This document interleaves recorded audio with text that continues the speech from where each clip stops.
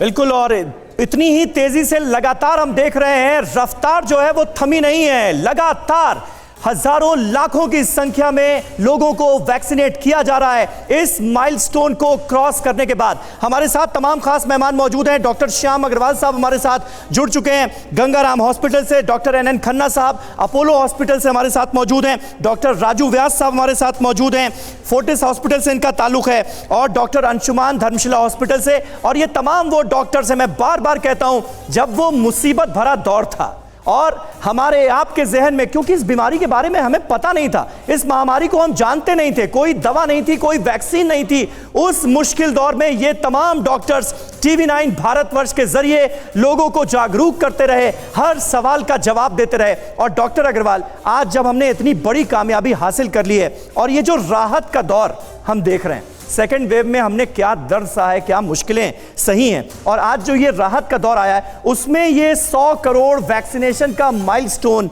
ये कितना बड़ा रोल अदा करता हुआ नजर आ रहा है आपको? देखिए समीर, शुरुआत बहुत धीमी थी जी, लोगों में हेजिटेंसी बहुत थी। जैसे कि बोला उन्होंने कि फर्स्ट गियर में गाड़ी स्लो चलती है जी। लेकिन इन एडिशन प्रोडक्शन भी बहुत कम था। लेकिन जब सेकेंड वेव आई तो उसने सबकी आंखें खोल दी, including the government of India and everybody. तो उससे हेसिटेंसी कम होनी शुरू हुई, प्रोडक्शन बढ़नी शुरू हुई। शुरुआती दौर में देखिए 4-5 करोड़ बन रही थी वैक्सीन प्रति मंथ, नाउ 25 करोड़ से 30 करोड़ का आंकड़ा तय करना जा रहे हैं। लेकिन लोगों का सामने आना, सहयोग देना, आपको ट्रांसपोर्ट करना वैक्सीन को जगह जगह पे, आप देखिए ड्रोन का इस्तेमाल हो रहा है, लोग जो है वो नदी पार करके जा रहे हैं, पहाड़ों में जा रहे हैं ताकि वैक्सीन प्रोवाइड की जाए। ताकि जब तक लोग साथ नहीं जुड़ेंगे तब तक आप इस माइलस्टोन को नहीं आप पा सकते थे। सही बात है। डॉक्टर खन्ना, सबसे बड़ी चुनौती क्या रही इन 7-8 महीनों में? फर्स्ट वेव का आना, उस वक्त बिल्कुल महामारी जो थी ये अननोन थी, फिर हमें कुछ जानकारियां हाथ लगी सेकेंड वेव में, लेकिन और भी मुश्किल दौर हमने देखा, और उसके बाद आज का ये दौर जब हम इतना जबरदस्त माइलस्टोन हासिल कर चुके हैं, उससे आगे बढ़ चुके हैं। सबसे बड़ी चुनौती क्या रही?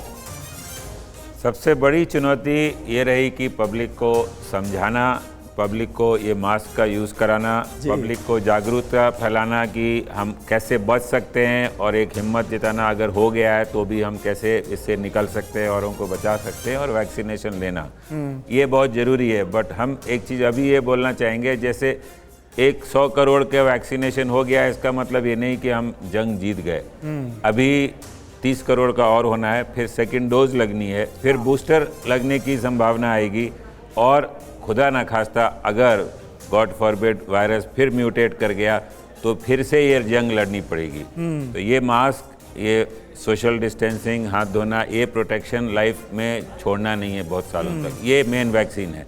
तो डॉक्टर व्यास, आज जब हम इस माइलस्टोन को क्रॉस कर चुके हैं, इतनी बड़ी कामयाबी हिंदुस्तान हासिल कर चुका है, जो सावधानियां थीं फर्स्ट वेव के दौरान, सेकेंड वेव के दौरान, अब क्योंकि लोग राहत की सांस ले रहे हैं तो बहुत सारी चीज़ें जो हैं वो हमसे दूर होती जा रही हैं, सावधानियों के लिहाज से मैं बात कर रहा हूं, तो अभी उनको मेंटेन करके रखना है या फिर अब थोड़ी सी ढील दी जा सकती है? वो दौर आ गया है? नहीं, अभी भी वो दौर बिल्कुल नहीं आया है। हाँ। हमें अभी भी जो 3 फॉर्मूला हम लोगों ने बहुत टाइम से, हम लोग सरकार, आपके मीडिया चैनल के थ्रू, डॉक्टर्स के थ्रू हम लोग बता रहे हैं कि मास्क जो है वो सबसे इम्पॉर्टेंट है, सोशल डिस्टेंसिंग उसी प्रकार से ज़रूरी है, और साथ ही साथ हाथ का धोना ये बहुत ही ज़रूरी है। आने वाले कुछ सालों तक इसे हमें अपनी आदत में ही शामिल कर लेना चाहिए ताकि हम इसको भूलें नहीं, और ये ही हम लोगों को बहुत बड़ा प्रोटेक्शन देता है। हम बहुत सारे डॉक्टर्स ने जिन्होंने शुरू के समय में वैक्सीन नहीं लिया था, हम लोग मास्क पहन के ही अपने अस्पतालों में जाके इलाज किया करते थे मरीज़ का।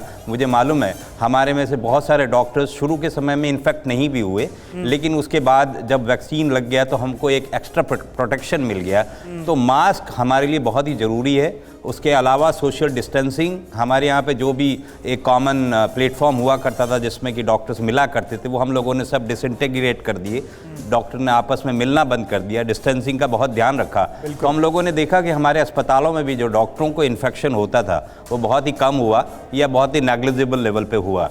और उसके बाद जब वैक्सीन हमारे यहाँ पे आ गई तो उसका हमारा एक एक्स्ट्रा प्रोटेक्शन हम लोगों को मिला, और उसका बहुत बड़ा बेनिफिट ये मिला कि जो है बहुत सारे हम हेल्थ केयर वर्कर्स जो है आपस में वो अपनी ज़िंदगी को बचा पाए। बिल्कुल सही बात है। डॉक्टर अंशुमान, ये बताइए मुझे कि कितनी बड़ी चुनौती आप लोगों के लिए रही अस्पतालों में सारी व्यवस्थाओं को अंजाम देना, क्योंकि हजारों की संख्या में इतने ज्यादा मरीज अस्पतालों में पहुंचेंगे, सरकारी अस्पताल, प्राइवेट अस्पताल सारे फुल हो जाएंगे, ये किसी ने सोचा नहीं था, लेकिन उस स्थिति का आप लोगों ने सामना किया और उसके बाद वैक्सीनेशन प्रोग्राम को अलग अलग अस्पतालों में इस अंदाज में आगे बढ़ाना, क्या सबसे मुश्किल रहा? ये बिल्कुल अनप्रिडिक्टेबल, अनएक्सपेक्टेड एक बर्डन आया कम्युनिकेबल डिजीज का। हिंदुस्तान में already burden of diseases, cancer, cardiac, ये ऑलरेडी थे। लॉकडाउन कर दिया गया, लॉजिस्टिक सप्लाई चेन बंद, लिमिटेड फैसिलिटी, ऑक्सीजन प्रोडक्शन बंद, क्रायोजेनिक ट्रक की एबिलिटी कम। मतलब एक ऐसी स्थिति थी कि किसी तरह से सांस चलती रहे और 5 दिन निकल जाए, 7 दिन निकल जाए, मरीज बच जाए, ये हालत थी। कैंसर के पेशेंट की सर्जरी कैसे डिले की जाए, कैसे कार्डियक पेशेंट की सर्जरी डिले की जाए, लेकिन उसकी जान भी बचानी है, ये एक उहापोह की स्थिति थी। लेकिन कोरोना वायरस ने सिर्फ health care system of India को एक्सपोज कर दिया कि आपकी हालत लचर है, सुधार लीजिए, अगली बार मौका नहीं दिया जाएगा। तो सुधारने की जरूरत है और सुधारने की भी जरूरत है। लाइफस्टाइल डिजीज आपको ठीक करनी है। कोरोना में मौत जितनी हुई, वो लाइफस्टाइल जिनकी खराब थी उनकी ज्यादा मौतें हुई हैं। इसलिए डायबिटीज, हाइपरटेंशन, ओबेसिटी आप ठीक कीजिए, कैंसर सी बीमारियों से बचिए, इसकी जरूरत है जागरूक होने के इंडिविजुअल, और सरकार को जरूरत है कि पब्लिक हेल्थ केयर सेक्टर को इंप्रूव करे। इसके अलावा कोई उपाय नहीं। अड़ी सोमवार से शुक्रवार शाम 6 बजे सिर्फ TV9 भारतवर्ष पर।